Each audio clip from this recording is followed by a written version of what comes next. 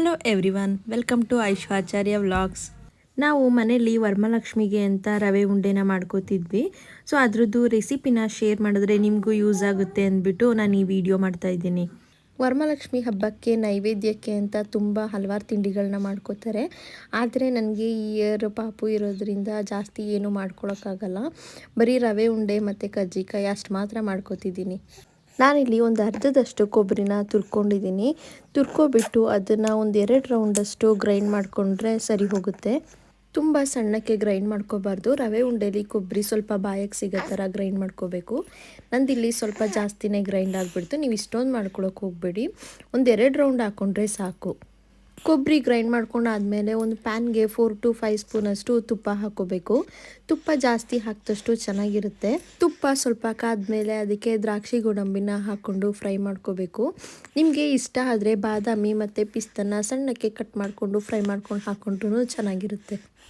ನಾನು ಬರೀ ದೇವ್ರ ನೈವೇದ್ಯಕ್ಕೆ ಕಡಿಮೆ ಕ್ವಾಂಟಿಟಿಲಿ ಮಾಡ್ಕೊಳ್ತಿರೋದ್ರಿಂದ ಜಾಸ್ತಿ ಏನೂ ಹಾಕ್ಕೊಳ್ತಿಲ್ಲ. ಬರೀ ದ್ರಾಕ್ಷಿ ಗೋಡಂಬಿನ ಮಾತ್ರ ಯೂಸ್ ಮಾಡ್ಕೊಳ್ತಿದ್ದೀನಿ. ದ್ರಾಕ್ಷಿ ಗೋಡಂಬಿ ಚೆನ್ನಾಗಿ ಫ್ರೈ ಆದಮೇಲೆ ಅದನ್ನು ಒಂದು ಸಪ್ರೇಟ್ ಬೌಲ್ಗೆ ತೊಗೊಬಿಟ್ಟು ಅದೇ ತುಪ್ಪಕ್ಕೆ ರವೆ ಹಾಕ್ಕೊಂಡು ಚೆನ್ನಾಗಿ ರವೆನ ಹುರ್ಕೋಬೇಕು. ನಾನಿಲ್ಲಿ 2 ಕಪ್ಪಷ್ಟು ಸಣ್ಣ ರವೆನ ತೊಗೊಂಡಿದ್ದೀನಿ ಮತ್ತು ಅರ್ಧ ಕಪ್ಪಷ್ಟು ಚಿರೋಟಿ ರವೆನ ತೊಗೊಂಡಿದ್ದೀನಿ.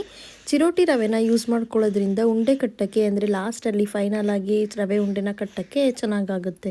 ರವೆನ ಲೋ ಫ್ಲೇಮಲ್ಲೇ ಚೆನ್ನಾಗಿ ಹುರ್ಕೋಬೇಕು. ಫ್ಲೇಮ್ನ ಜಾಸ್ತಿ ಮಾಡಿಬಿಟ್ರೆ ಅದು ಒಂದೇ ಕಡೆ ಸೀದ್ಬಿಡುತ್ತೆ. ಲೋ ಫ್ಲೇಮಲ್ಲಿ ಚೆನ್ನಾಗಿ ಕೈ ಆಡ್ಕೊಂಡು ಹುರ್ಕೊಳ್ಳೋದ್ರಿಂದ ಗಂಟು ಸಹ ಆಗೋದಿಲ್ಲ ಮತ್ತು ತುಂಬ ಚೆನ್ನಾಗಿ ದುಂಡಕ್ಕೆ ರವೆ ಬರುತ್ತೆ. ರವೆ ಲೈಟ್ ಬ್ರೌನ್ ಆಗೋವರೆಗೂ ಚೆನ್ನಾಗಿ ಹುರ್ಕೋಬೇಕು. ತುಂಬ ಡಾರ್ಕ್ ಆಗೋವರೆಗೂ ಬಿಡಬಾರ್ದು. ರವೆನ ಸ್ವಲ್ಪ ಹುರ್ಕೊಂಡಾದ್ಮೇಲೆ ಅದ್ರ ಜೊತೆಗೆ ಇನ್ನೊಂದು 2 ಸ್ಪೂನು ತುಪ್ಪ ಹಾಕೋದ್ರಿಂದ ರವೆ ಒಟ್ಟಿಗೆ ತುಪ್ಪ ಮಿಕ್ಸ್ ಆಗಿ ತುಂಬ ಚೆನ್ನಾಗಿರುತ್ತೆ ಟೇಸ್ಟು. ನಮಗೆ ತುಪ್ಪ ಜಾಸ್ತಿ ಬೇಡ, ನಮಗೆ ಸ್ವಲ್ಪನೇ ಸಾಕು ಅನ್ನೋದಾದರೆ ನಾವು ಏನು ಸ್ಟಾರ್ಟಿಂಗಲ್ಲಿ ದ್ರಾಕ್ಷಿ ಗೋಡಂಬಿನ ಹುರಿದು ತುಪ್ಪ ತಗೊಂಡಿದ್ವಿ ಅದೇ ಸಾಕಾಗುತ್ತೆ.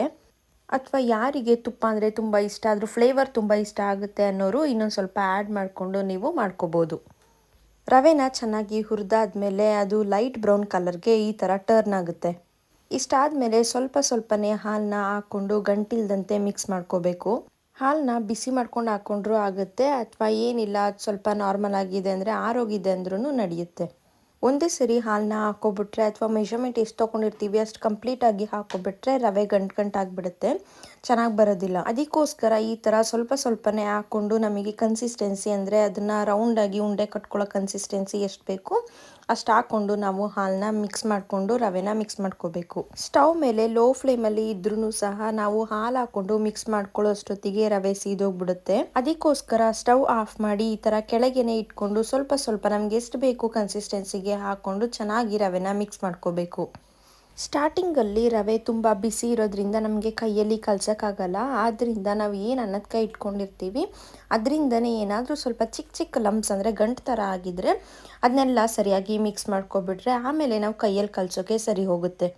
ಈ ಥರ ರವೆನ ಸ್ವಲ್ಪನೂ ಗಂಟಿಲ್ದಂತೆ ಮಿಕ್ಸ್ ಮಾಡ್ಕೊಂಡಾದ್ಮೇಲೆ ನಾವು ಏನು ದ್ರಾಕ್ಷಿ ಗೋಡಂಬಿನ ಹುರಿದು ಇಟ್ಕೊಂಡಿದ್ವಿ ಅದನ್ನು ಹಾಕ್ಕೊಂಡು ಮಿಕ್ಸ್ ಮಾಡ್ಕೋಬೇಕು. ಮತ್ತು ಅದ್ರ ಜೊತೆಗೆ ಸಕ್ಕರೆನೂ ಸಹ ಮಿಕ್ಸ್ ಮಾಡಿಕೊಂಡು ಕೈಯಲ್ಲೇ ನೀಟಾಗಿ ಕಲಿಸ್ಕೋಬೇಕು. ನಾನಿಲ್ಲಿ 2.5 ಕಪ್ಸ್ ರವೆ ಅಂದರೆ ಚಿರೋಟಿ ರವೆ ಮತ್ತು ಸಣ್ಣ ರವೆ ಎರಡೂ ಮಿಕ್ಸ್ ಆಗಿ 2.5 ಕಪ್ಸ್ ರವೆ ತೊಗೊಂಡಿದ್ದೆ. ಅದರ ಮೆಷರ್ಮೆಂಟ್ಗೆ ಸರಿ ಆಗೋ ಥರ ನಾನು 1.5 ಕಪ್ಸಷ್ಟು ಸಕ್ಕರೆನ ಹಾಕ್ಕೊಂಡು ಚೆನ್ನಾಗಿ ಮಿಕ್ಸ್ ಮಾಡ್ಕೊಂಡಿದ್ದೀವಿ. ಸಕ್ಕರೆ ಎಲ್ಲ ಹಾಕ್ಕೊಂಡು ಚೆನ್ನಾಗಿ ಮಿಕ್ಸ್ ಮಾಡ್ಕೊಂಡಾದ್ಮೇಲೆ ನಾವು ಏನು ಸ್ಟಾರ್ಟಿಂಗಲ್ಲಿ ಕೊಬ್ಬರಿನ ಪೌಡರ್ ಮಾಡಿ ಇಟ್ಕೊಂಡಿದ್ವಿ ಅದನ್ನು ಹಾಕ್ಕೊಂಡು ಮಿಕ್ಸ್ ಮಾಡ್ಕೋಬೇಕು. ಇದರ ಜೊತೆಗೆ ಫ್ಲೇವರ್ಗೆ ಅಂತಂದ್ಬಿಟ್ಟು 1 ಏಲಕ್ಕಿನ ಸ್ವಲ್ಪ ಕುಟ್ಬಿಟ್ಟು, ಅಂದರೆ ಪೌಡರ್ ಮಾಡೋ ಅವಶ್ಯಕತೆ ಇಲ್ಲ, ಒಂದು ಸ್ವಲ್ಪ ಲೈಟಾಗಿ ಕುಟ್ಬಿಟ್ಟು ಇದ್ರ ಜೊತೆಗೆ ಮಿಕ್ಸ್ ಮಾಡಿಕೊಂಡ್ರೆ ಏಲಕ್ಕಿದು ಫ್ಲೇವರು ತುಂಬ ಚೆನ್ನಾಗಿ ಸಿಗುತ್ತೆ. ಇಷ್ಟೆಲ್ಲ ಆದಮೇಲೆ ಕೈಯಲ್ಲಿ ಚೆನ್ನಾಗಿ ಎಲ್ಲ ಹೊಂದ್ಕೊಳ್ಳೋ ಥರ ಮಿಕ್ಸ್ ಮಾಡ್ಕೋಬೇಕು. ಲಾಸ್ಟಿಗೆ ಮಿಕ್ಸ್ ಮಾಡಿಕೊಂಡು ಅಂಟುತ್ತೆ ಅನ್ನೋದಾದರೆ ಕೈಗೆ ಸ್ವಲ್ಪ ಹಾಲು ಹಾಕ್ಕೊಂಡು ನಮಗೆ ಎಷ್ಟು ಕ್ವಾಂಟಿಟಿಲಿ ಅಂದರೆ ಎಷ್ಟು ದಪ್ಪ ಬೇಕು ಅಷ್ಟು ದಪ್ಪದಲ್ಲಿ ರವೆ ಉಂಡೆನ ಕಟ್ಕೊಂಡ್ರೆ ರೆಡಿ ಆಗುತ್ತೆ. ನಾವಿಲ್ಲಿ ದೇವ್ರ ನೈವೇದ್ಯಕ್ಕೆ ತಟ್ಟೆಗಿಡೋಕ್ಕೆ ಅಂತ ಮಾಡ್ತಿರೋದ್ರಿಂದ ತುಂಬ ದಪ್ಪದಾಗಿಯೇ ರವೆ ಉಂಡೆನ ಕಟ್ಕೋತಿದ್ದೀವಿ. ನಾವು ತಟ್ಟೆಗೆ 5 ರವೆ ಉಂಡೆನ ಇಡ್ತೀವಿ. ಅದಕ್ಕೋಸ್ಕರ 5 ರವೆ ಉಂಡೆನ ತುಂಬ ದಪ್ಪದಾಗಿ ಕಟ್ಕೊಬಿಟ್ಟು ಇನ್ನು ಬಾಕಿ ಏನು ಮಿಕ್ಕಿರುತ್ತೆ ಅದನ್ನೆಲ್ಲ ಸಣ್ಣದಾಗಿ ನಮಗೆ ತಿನ್ನೋಕ್ಕೆ ಎಷ್ಟು ಬೇಕೋ ಅಷ್ಟನ್ನು ಕಟ್ಕೊಬಿಡ್ತೀವಿ. ಸೊ ಇಷ್ಟು ಇಂಗ್ರೀಡಿಯೆಂಟ್ಸ್ ಇದ್ದರೆ ತುಂಬ ಕಡಿಮೆ ಟೈಮಲ್ಲಿ ಈಸಿಯಾಗಿ ರವೆ ಉಂಡೆನ ನೀವು ಸಹ ರೆಡಿ ಮಾಡ್ಕೋಬೋದು. ಈ ವಿಡಿಯೋ ಇಷ್ಟ ಆಗಿದ್ರೆ ಲೈಕ್ ಮಾಡಿ, ಶೇರ್ ಮಾಡಿ, ಸಬ್ಸ್ಕ್ರೈಬ್ ಮಾಡಿ. Thank you.